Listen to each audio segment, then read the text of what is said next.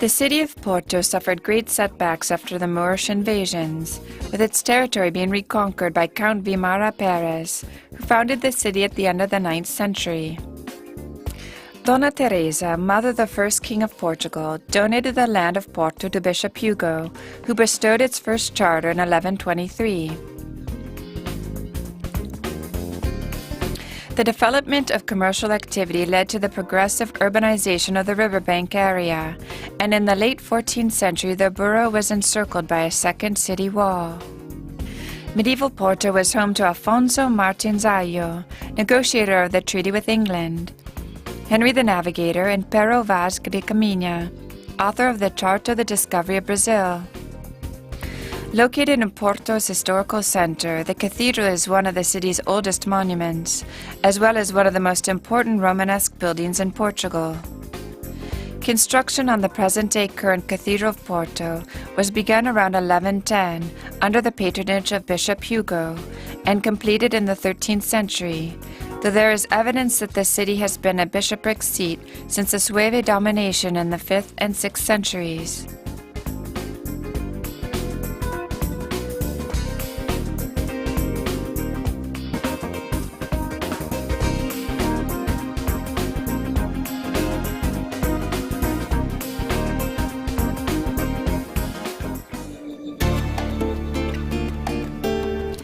During a second building phase, instigated by Bishop Fernando Martins in the late 12th century, craftsmen came from Coimbra and worked under the guidance of Master Soareiro Enes, who was responsible for the high capitals in the nave. In 1722, the lower part of the central facade was significantly altered. An inscription bearing witness to this fact can be seen over the architrave of the door.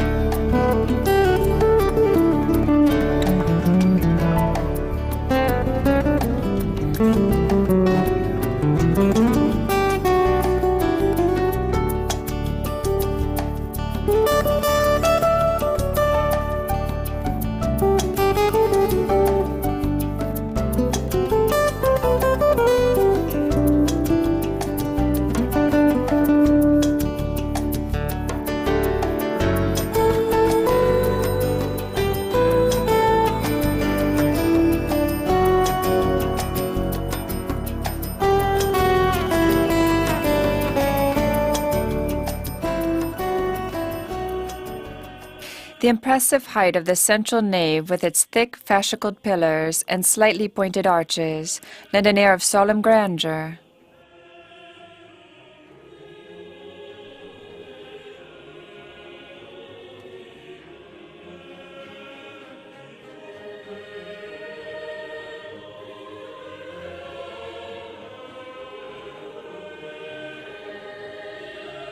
Between 1832 and 1936, a great deal of renovation works were carried out.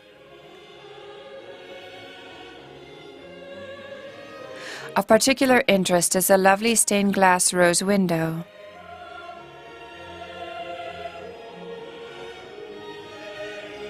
Riccardo Leone created the stained glass in the rose window, as well as the other windows in 1935.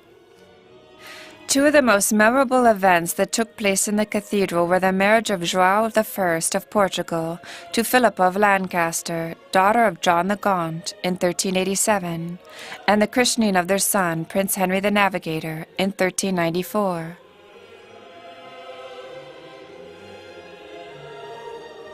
The bell tower with its polygonal embellished dome was built in the second half of the 16th century, during the time of Bishop Rodrigo Pinheiro.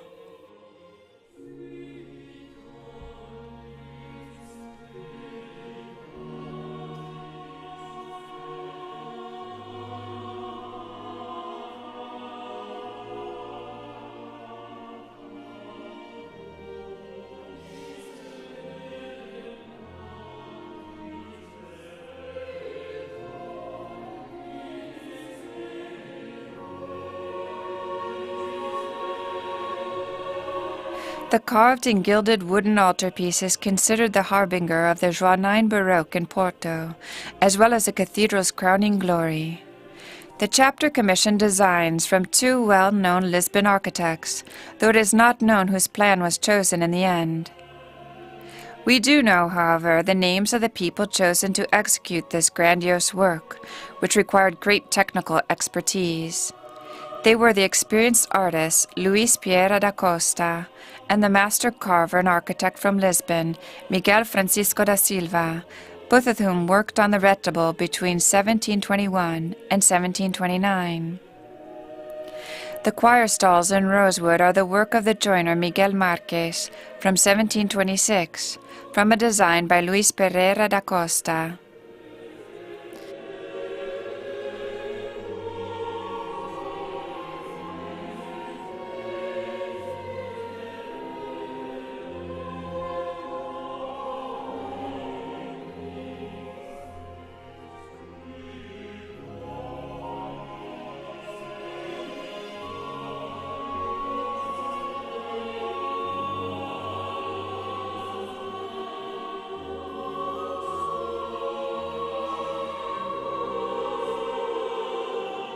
Below the chancel is a crypt containing the tombs of some of the city's bishops. The gilding was done in 1731 by the Venetian Giuseppe Salutini, who, in 1730, had already gilded some of the statues in the cathedral, such as the one of St. John of Nepomuc.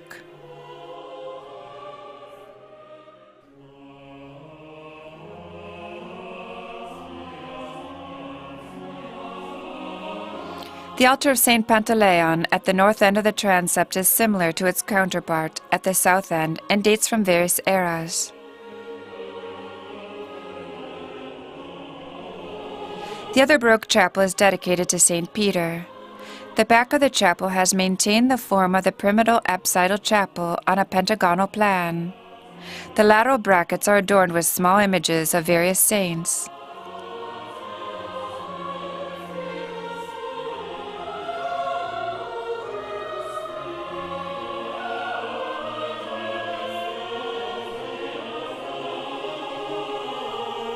On the right-hand side of the transept there is a 15th century stone statue of Nossa Senhora da Silva on an altar built during the renovations.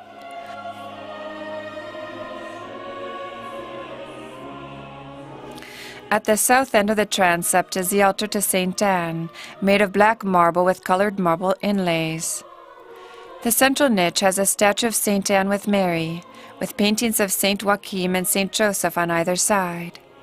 In the niche over the stone-framed entablature is a statue of the Holy Family. A short distance from the doors are monumental shell-shaped fonts in red marble, upheld by a human figure in black marble. They were commissioned in Lisbon by Bishop João de Sousa. Above the baptismal font from the same era is a low relief by Teixeira Lopes the Senior. The interior is a triumph of elaborate Baroque ornamentation. Altars, walls, vaulting, and pillars disappear beneath a forest of 17th and 18th century gilded wood.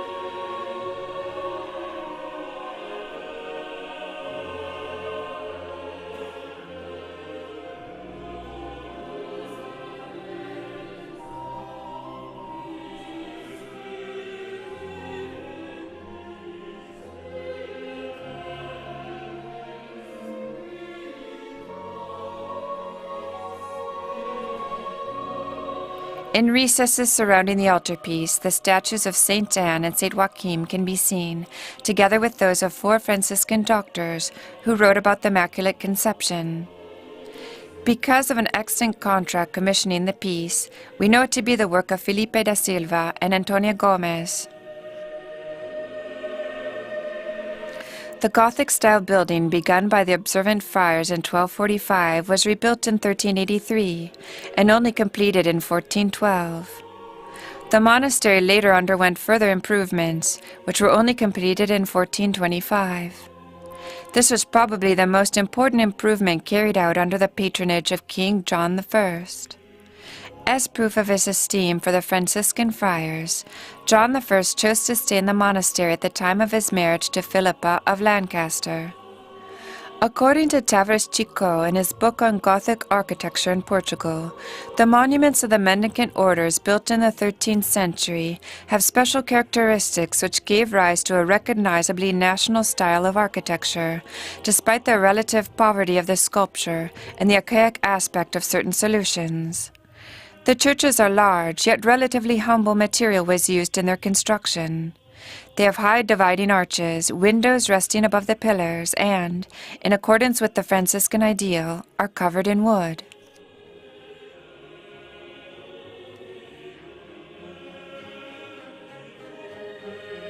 In the 15th and 16th centuries, some of the city's noble families chose this church as their pantheon.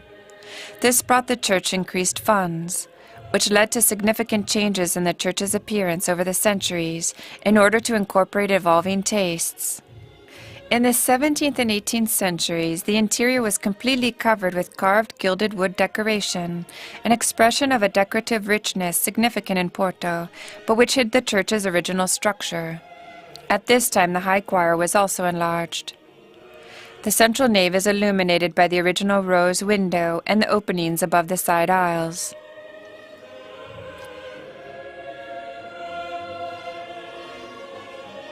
The secular authorities and clergy of other religious institutions did not accept the Franciscans, antagonizing and persecuting them. This state of affairs was widespread, and persecution followed the friars minor, wherever they established their communities. In the 13th century, life for the Franciscans was exceedingly difficult, so much so that Pope Gregory IX issued a bull in 1233 demanding that the persecution be stopped. Even so, it was in Porto that they suffered most greatly. In spite of this, these disciples of St. Francis attracted the devotion and generosity of the faithful. The altarpiece of the Chapel of Our Lady of Mercy is an earlier work designed and executed by the same artists who created the Our Lady of the Rose altarpiece. It was completed in 1740.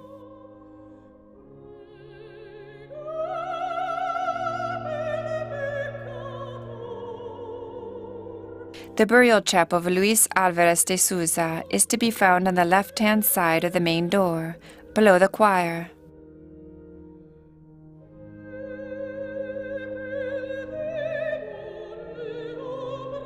The transept houses a remarkable main altarpiece of the main chapel, as well as additional chapels to the left and right, which house the tombs of noble families and prominent citizens.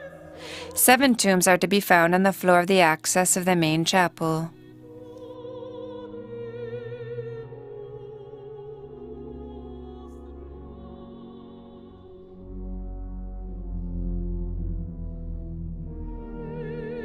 Friar Zacharias and Friar Gauthier arrived in Portugal in 1216 by order of St. Francis, and in that year and the next they founded the monasteries of Coimbra, Lisbon, and Guimarães. In 1233, these same friars received a pontifical ruling from Gregory IX, addressed to the bishop and chapter of Porto, advising them not to interfere in the foundation of a Franciscan monastery in that city. A devotee donated a plot of land in a place known as Redondela, situated on the northern side of the hill, so that a monastery might be erected on the site. The squabbles between the Franciscans and the bishop and chapter continued until the friars finally accepted a proposal to leave the city of Porto to found a monastery elsewhere. Later, a papal bull ordered that the place left by the friars in 1224 be restored to them. In the right-hand aisle can be seen the altarpiece in a chapel dedicated to the martyred saints of Morocco, the altarpiece of Our Lady of Solitude, and that of the Annunciation of Our Lady.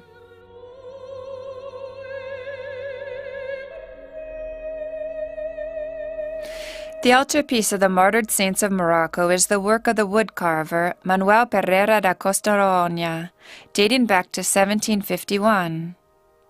He also executed the altarpiece of the Annunciation of Our Lady, as evidenced in a contract dated October 20th, 1750.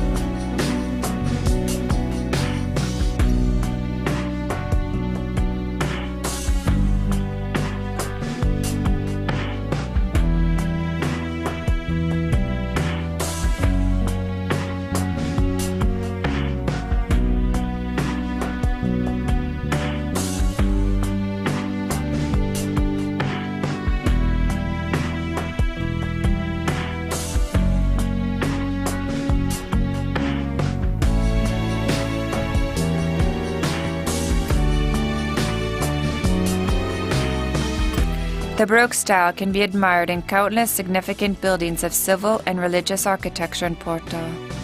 Architects like Niccolo Nazzoni and Antonio Pereira gave the city some of its most representative examples, thus completely changing the urban landscape in the 1700s. Throughout the 17th and 18th centuries, the city resembled a workshop of artists and craftsmen, producing a significant collection of works of high aesthetic value. Construction commenced on the Carmelite Hospital on April 6, 1791, and it was officially inaugurated on February 8, 1801.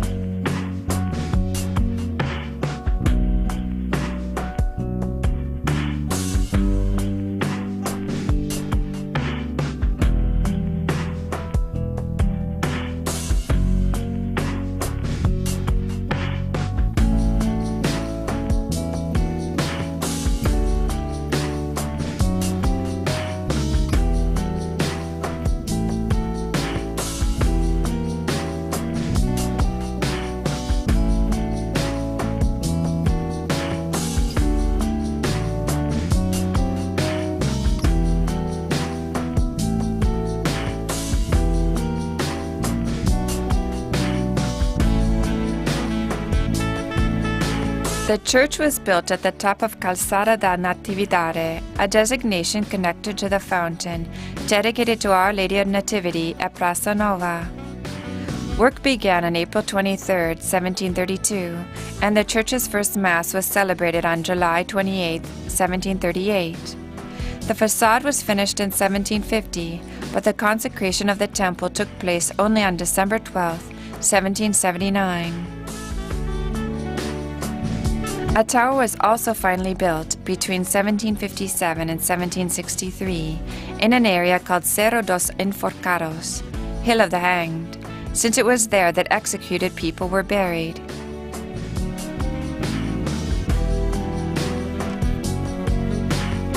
Inside, apart from the lateral altarpieces, pulpits, tribunes, and palmets of beautiful gilt carving, another element deserves special mention: the main altarpiece, which dates back to 1767 through 1780. Designed by Manuel Santos Porto, this splendid exemplar made of polychromatic marble is unique in the city. The virtuosity of Niccolò Nasoni, an Italian artist who studied in Siena and Rome, is mostly evident in his skill at working granite, as seen in the Clerigos Church and Tower. His intervention in the old Porto neighborhood contributed to a radical transformation of the city's image. Nasoni lived in a time of renovation for both Portugal and Porto, an era of unusual economic and cultural vitality.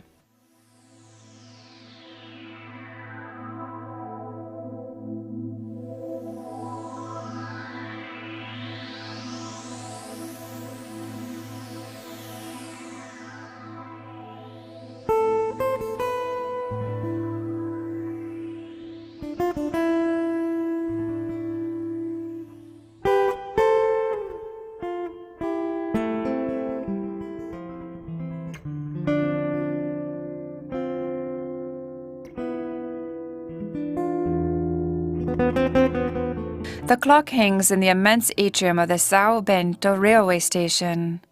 The first stone of the station was laid in 1900 by King Carlos, and it was completed in 1916. Designed by the architect Marquês da Silva, it betrays the influence of French architecture of the Fontainebleau school, which had been transmitted from the Renaissance down through the Belle Époque.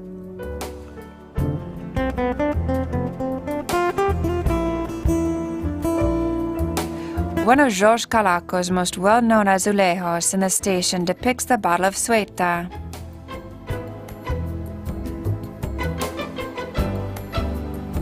The conquest of Portugal, as heir of Porto, was known from the Roman era, in 868 by Vimera Pérez, a warrior of King Alfonso III of Leon, is duly considered a seminal event in Porto's history.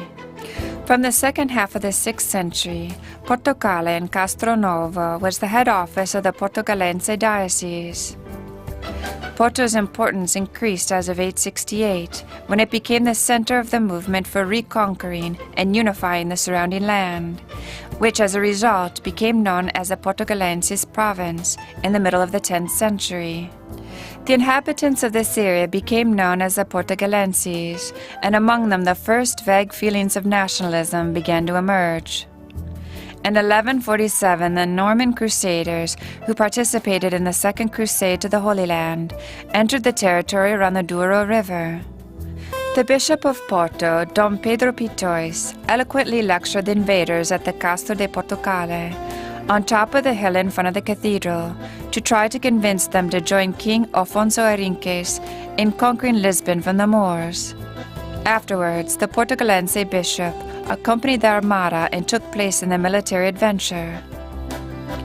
Porto began to develop rapidly when the princes of the Tejo fell into the hands of the Christians. The population soon began to increase, as did the city's economic importance. The nobility often clashed with its bishops, to whom the city owed so much, but from whose temporal subordination the laity wanted to free themselves. The king was often the peacemaker between the clashing parties, and it was King João I who, after 2 centuries, ended these quarrels, granting himself the purchase of the right to temporal jurisdiction over the city and associated lands from the bishops, who had hitherto exercised temporal rule over Porto. The era of navigation, discovery, and conquest followed. just as the north of the country had been the cradle of the warriors who had conquered the south from the Moors. It was also from the north, the birthplace of the Porto Infante Domerique and many other seamen, that a decisive impulse toward great maritime exploration emerged. In the 15th century, Porto was considered a Spanish city, as well as a center for shipbuilding and home to many sailors. Porto also made significant contributions in terms of culture, especially the fine arts, on a national level. Important figures included Vasco da Lubiera and the celebrated Pero Vaz de Caminha, the distinguished author of the Chart of the Discovery of Brazil.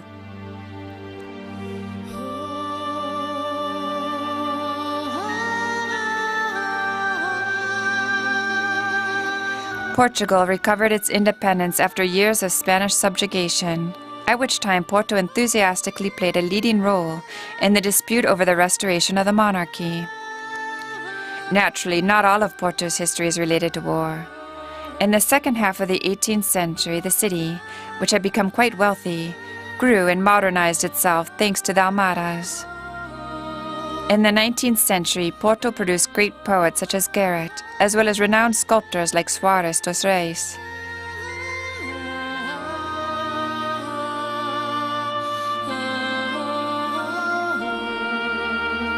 Porto is proud to be known as a city of work.